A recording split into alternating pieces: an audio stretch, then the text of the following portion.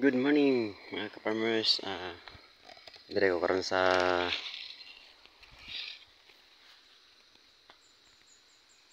area na may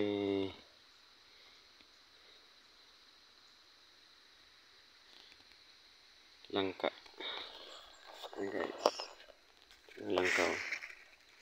Wala pa ni isa katuig ni. Mga 6 months pala na siya nga gikan sa pagtanom ko. Okay guys. Kuha ko taning mga salinsing niya guys.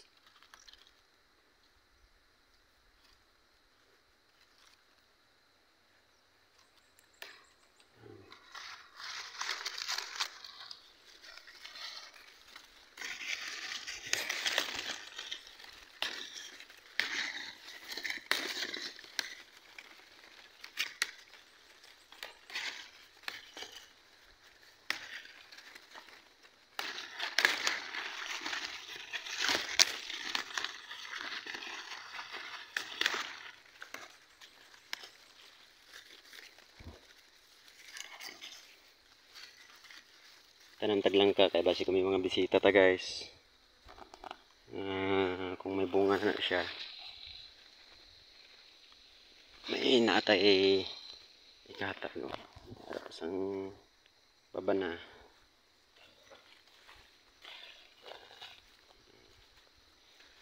Siya. Ini siya nga si Mia guys, hindi ka man sa DE. Katong pag outreach ni Mayor sa Barangay Maligo. So kini siya gipangayo ko ni siya sa pag-outreach program dito sa Barangay Maligo. Do anniversary masuroto pista. Festival sa Barangay Maligo. So mauna na siya karon. So kung kamo nga sa may mga outreach dapat kung may mga panghatag ng mga prutas pag naana sa inyo itanom nyo dayon, hindi nyo ibutang sa gilid. Pwede man niyo itanam na siya sa lote ninyo, boundary sa mga sa kudal sa boundary nyo. Isulod nyo lang. Problema kung sa boundary mismo damo tagiya na. Isulod nyo lang mga 1.5 meters distance from boundary. Siya. Ito pulo ni kapunuan ang ginpangayo ko dito. Napana dito sa unahan. So minagani ko nga wala dahil natanom. So gamay pag siya daw amo pala ni siya. Nandulaang nito sang dahon kay nag-dry dayon ang lupa sa iyang baging.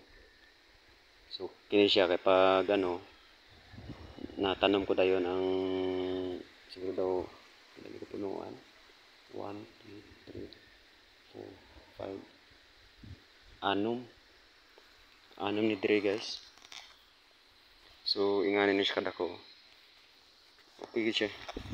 Bisa matanom dayon. Ini siya, salamat kayo kay Mayor Bernie Palencia. So at least bisan dili man sa mga klase mga ayuda ang madawat pero kung mga prutas guys, mga farmers, mga taga Pulumulok, mas unahon galit naton siya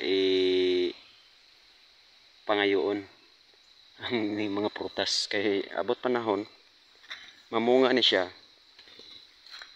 Taktak puno lang ta bisan di pa kita saka sini may mga buyers nga mga outers nga nagapang-outing, no, nga sila mismo harvest. Takpuno na lang, ulat lang ta sa kung pila ang ma-harvest. So kuhaon ta ning mga salinsing guys, hindi pa man kinahanglan.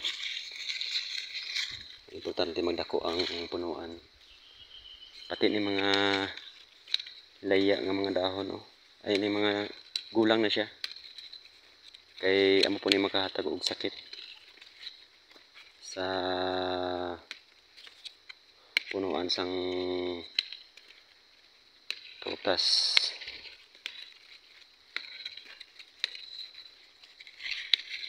Ayan ang dahom ng mga kwarta-kwarta guys.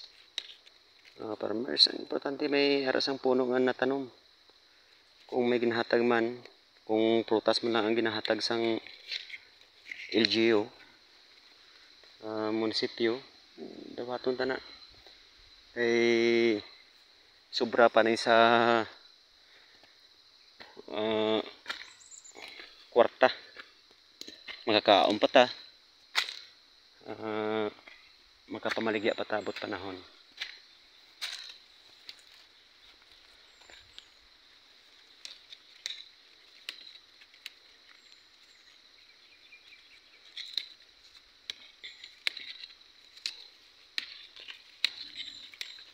Kaloy anagi siya guys, oh. Ari ikapahambog ko ni siya nga amuning mga programa sa ngaton nga panggobyerno. Kay kung puro kwarta-kwarta na atong istoryahan, kaya man naton mangita sa kwarta. Sa atong nga kagalingon, tanom lang ta. Kay kung kwarta lang tapos hindi ka matagaan, mangluod, walod anay. Tanom lang ta. Obligan ta ang gobyerno. Mag-abot ng panahon, magmata na gina sila. Ipaagi na sa mga maayo nga pamaagi sistema, no. Ang aton nga butihing mayor, Bernie Jojo Palencia, nagahimo isang insakto nga mga pamaagi. Ako proud gito kay Jojo Palencia. Kay maliban sa approachable kayo siya, pero sa mga programa hindi mabitin ang munlupyo sa pulumulok, no. Kag ni mga bayabas guys, ari siya natubo lang gini siya. Dispersal ni siya sa mga pispis, mga kung ano nga mga hayop diri sa aton nga mga palibot. Amo ni siya nagakuan. So no need na ganito magtanom. Ialalayan na naton guys. Limpyuhan lang. Kung disturbo siya sa mga pananom naton nga mga gulay, pwede man naton siya i-triman, pangwaan sa mga sanga-sanga para pero ang punuan ayaw pati ng mga talbo sa nindot na kayo. Abot panahon, makahimo ta sang mga produkto, finished products ini. Like guava jelly, guava jamba. Last year, nagtry ko sang pag-process sang guava jelly. Galing lang sa karon walay season sa tighinog sang mga bayabas karon. So amo ni karon na-realize ko ati manon ta lang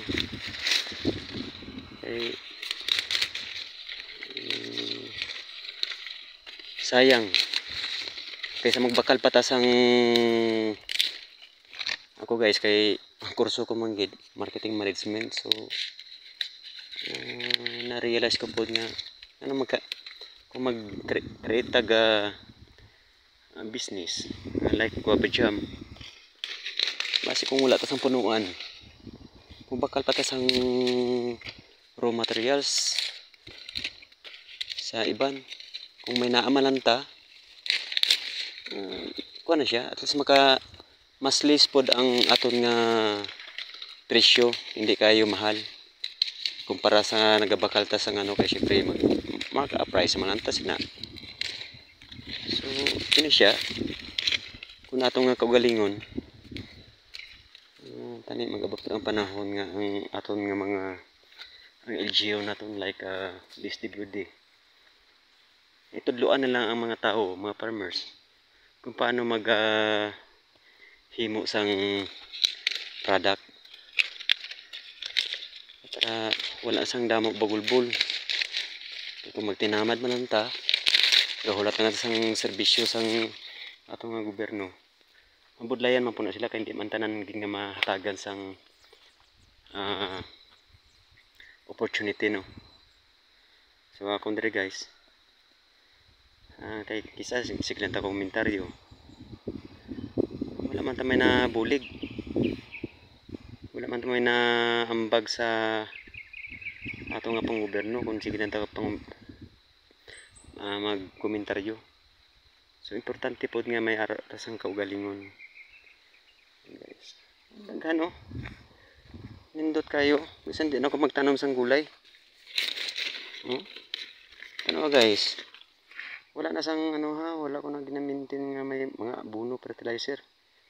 Pero kay tungod kay may gulay-gulay sa palibot atsal. So may mga makunsya nga mga nutrients gyapon sa mga fertilizer naton. Daghan na siya.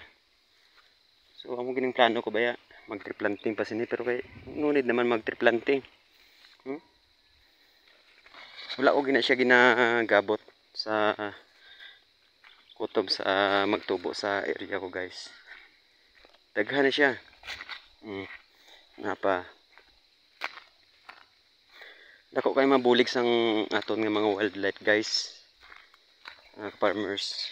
So dapat na mga langgam diri sa bukid hindi natin pagantingon. Kay dako na siya mabulig. Maopera sining ang kapayas, native na siya. So sa karon nga panahon budlayan ata mangita sang native panghalo sa mga manok. Sa mga manok. Isa lang kay manok ko. Naihaw pa jud sa manok guys. Kung mag-ihaw ta. Kung medyo dikit, pwede man natin i-transfer. Kaya mabuhay man na siya.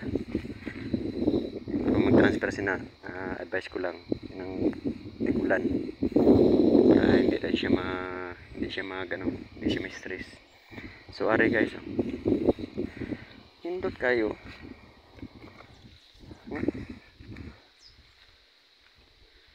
Yan na.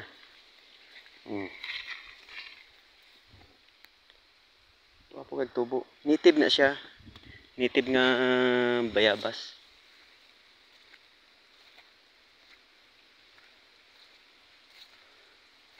Kung sa kawat po guys, magulay na siya. Sa mga wala nakahibalo, magulay na. Daw, kung sino nakakilala sang tino-tino, mga Ilonggo, tino-tino.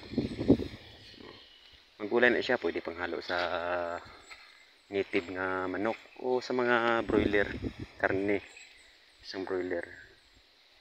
Wala ko lang siya ginagabot kay basi kung gusto ko magulay. May time nga ganahan ta. Pwede na siya adubuhon, gisahon. Tapos sabaw. Ihalo sa sari-sari, pwede na siya.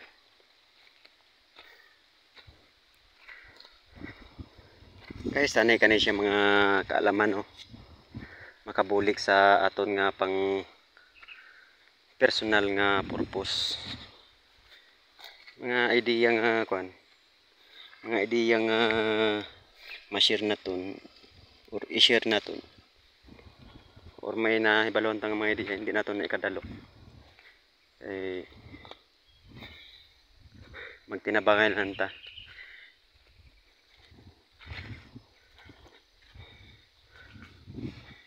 guys. So diri ko karon gani sa ako nga labuyuan nag